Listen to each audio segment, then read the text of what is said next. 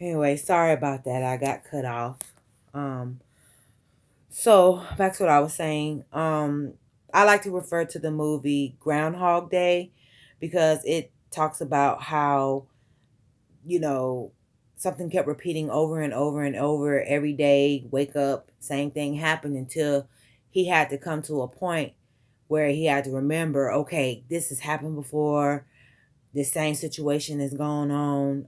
Now I know I need to do something different at this point right here to change the narrative. So that's what I like to have people refer back to. I forgot who's in the movie, but it was a good movie. Just look up Groundhog Day. It was back in 1980s, 1990s or something. So anyway, after I went through that heartache and pain, I had started seeking out ways to heal. I finally decided to do the shadow work and go deep within. And but in spirit, when spirit wants to move you, they send you signs. When you're in tuned, you pick them up. When you're not in tuned and you're more concerned with the chaos of the world and who's doing what and saying what and concerned with other people outside of you, you don't pick up on the messages that's that soon. They're just like subtle little things that you don't pick up on. But when you are really seeking answers and you're looking for spirit to help you, it's so evidently clear, and these are not signs that you would be like, woo, here I am, look, see, you know, these are like quick, subtle things that kind of make your mind be like, wait a minute now, did I see what I think I saw? Did I experience what I think I experienced? It got you in one of those things. And then you get it playing over in your mind over and over. Was that a sign? Was that a message? Do I need to pay attention to it? And then sometimes the ego is like, it's nothing, just go on about your business. And next thing you know, you're falling into a trap that the spirit world was trying to prevent you from being in. So when I finally decided to surrender to spirit, I started getting messages. And they were like little whispers in my ears, or my higher self would be like telling me to do something at a certain time. So what happened was, like, they was giving me messages. This when I first started finding out about crystals and things like that. So my first purchase of a crystal. Now crystals come in all forms, all type of things. They all, if you know about crystals, they have healing capabilities, and what they, if it comes from the earth, so anything that comes from the earth is meant for beneficial uses to help, with all living things. And so even though crystals are not living things, they still hold a detrimental part to our existence. And so the first thing that I got, first crystal ever. Now I've had crystals given to me, but of course at that time I'm a Christian, so I'm not understanding what the value of a crystal was. So I used to just look at it as it's just a rock. And it was just something that somebody gave me. So I didn't never see the value in it. So of course they disappeared, or I threw them away, or whatever happened to them. But when I started to really get into this was the first crystal that I purchased, and it's a crystal quartz. And as you can see, it's shaped like an egg. And I was told about it in a group on Facebook, to be exact, when these women were talking about yoni eggs. And I never heard of the vagina being called a yoni before. So when I started to inquire, well, what's that? What's a yoni? It's your yoniverse, your universe where life has began. And so a couple of women were talking about it and, kind of trying to explain what it really was. So this one young lady, she sent the link, and then I started reading up on it. And so the things that I was reading about these crystals were, the properties that they were able to help you with. Like the pink crystal quartz helps you with love, the amethyst, and so forth and so on. So I chose the crystal quartz because it is a master crystal.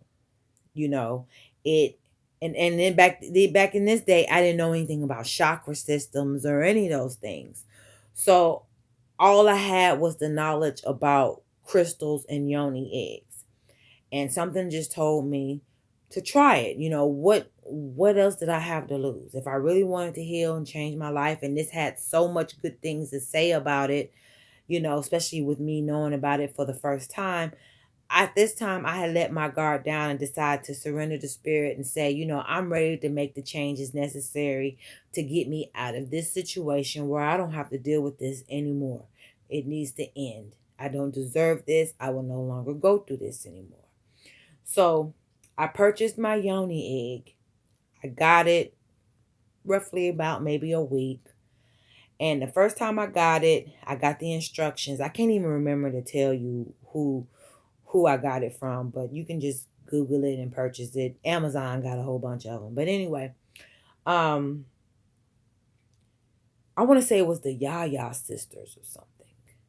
The name of the place where I got it from. But anyway, I decided to go with the yoni egg because at the same time, it said something about being able to help strengthen your womb. Of course, eggs come out of the womb, so it is representative of placing it in there. Some people don't have to place it in there, but your womb is the most sacred part of your body for women. So I looked at it like, I need to cleanse my womb. And what better way to cleanse from the inside out? So when I got my egg, I read the instructions. It told me to place it in my hand and close my eyes and put my intentions in it. Now, all of this stuff was foreign to me. So I was a rookie. I didn't know, but I just did what I thought it meant to do. So I remember sitting on the bed, holding the yoni egg in my hand, closing my eyes. It said do anything to make it your own, putting your own essence and your own energy on it. I blew on it. I talked in my hand. I did all of that. And at that time, I didn't know how long I was supposed to do this stuff. I mean, I just was going with what I felt the flow was for me. So after I did all of that, I remember putting the yoni egg in front of me, inside of me. And most yoni eggs, they have a hole where it's drilled in where you can put a string. So that way, if you do put it in you and you want to take it out, you can pull on the string.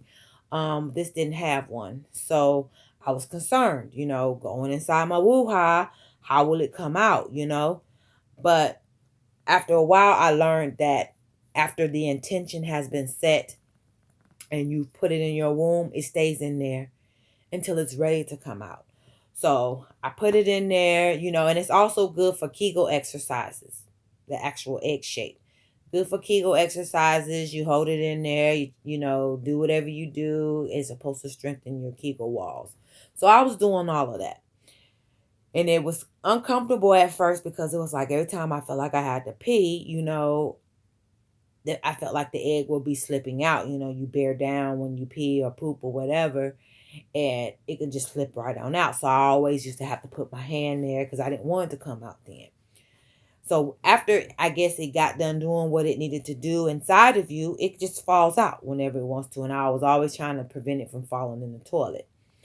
So this was my very first egg, and I've had it. This is like 5 years ago, okay? 5, 6 years ago. So I didn't know what to expect, to be honest. I didn't know what was to come after doing that. I can't say that I felt any different afterwards, but I just trust the process. And then shortly after that is when I got the okay to, something just started leading me. Like I just started getting these messages in my head. Now go get a candle. Now I loved candles. Candles was something I always burnt, but it wasn't for any purposes other than burning them after I got done cleaning so that it can kind of, let off the little scent and keep the house smelling good. Or if the lights went out, I had some candles to, give us some light. I never looked at it as any other way. So when I got the message to go get the candle, I was told to write the intentions that I wanted to come into my life on the candle. And like I said, my birthday was June 5th.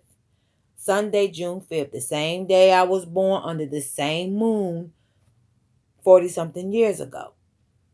And I thought that was a very pivotal moment. Sorry, my nose has got a little itch on it. So I'm trying not to be scratching my nose all hard. But yeah, my nose itch. But anyway, so I was just like, I was told to do that, and I wrote down everything on my candle, and then I started researching things. It was just like spirit was leading me, like guiding me, because I said I wanted to find the truth.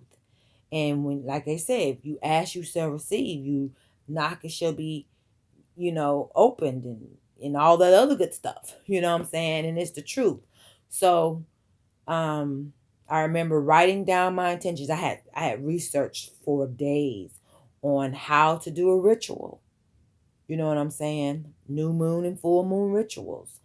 And so that night it was a new moon, I think. I think it was a new moon. There was no moon in the sky that night. And so I wrote down everything, read the instructions of how you write things down. You're never supposed to use the word need or want or hope or wish. You're supposed to use things that are present tense, like I will and I am. Like you already have these things, like it's already coming to you.